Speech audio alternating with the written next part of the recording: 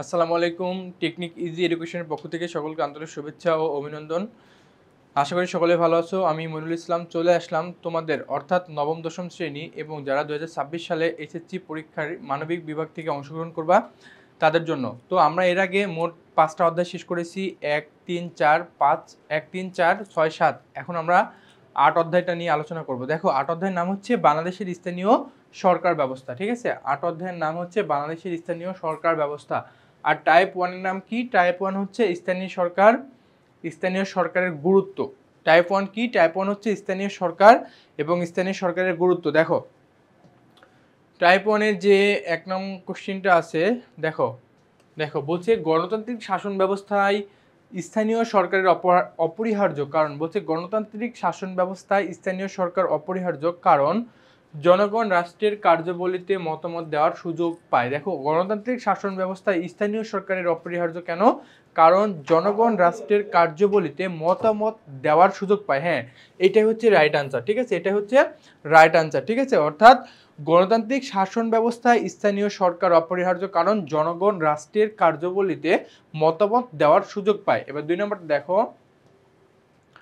2 নম্বরটা বলছে যে কেন্দ্রীয় সরকারের সাথে স্থানীয় সরকারের সম্পর্কের ভিত্তি কয়টি? আমরা জানি কেন্দ্রীয় সরকারের স্থানীয় সরকারের সম্পর্কের ভিত্তি হতে মোট 5টি। ঠিক আছে, মোট 5টি। এরপরে 3 নম্বরটা দেখো। 3 নম্বর বলতেছে যে বাংলাদেশের স্থানীয় স্বায়ত্তশাসনের সর্বনিম্ন স্তর কোনটি? বাংলাদেশের স্থানীয় স্বায়ত্তশাসনের সর্বনিম্ন বললে আমরা এটা আনডাউটেডলি ইউনিয়ন পরিষদ মেরে দিব। ঠিক আছে, এরপরে 4 নম্বরটা বলছে যে স্থানীয় স্বায়ত্তশাসিত সরকারের উদাহরণ কোনটি?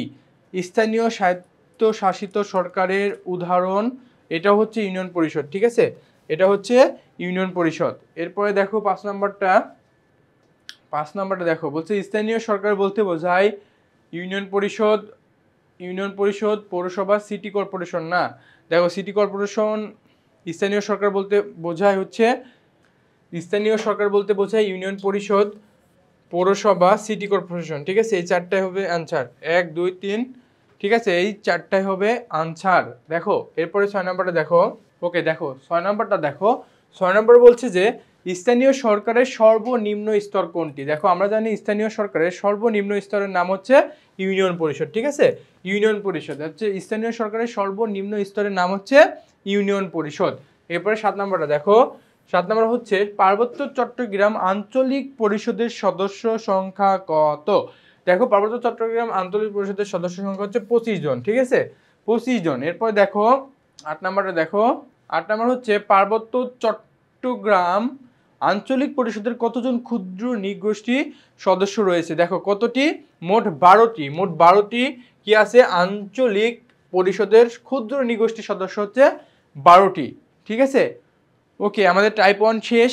আমাদের আবার টাইপ 2 নিয়ে নতুন একটা ভিডিও তোমাদের সঙ্গে দেখা হচ্ছে। সে পর্যন্ত ভালো থাকো, সুস্থ থাকো, আল্লাহ হাফেজ।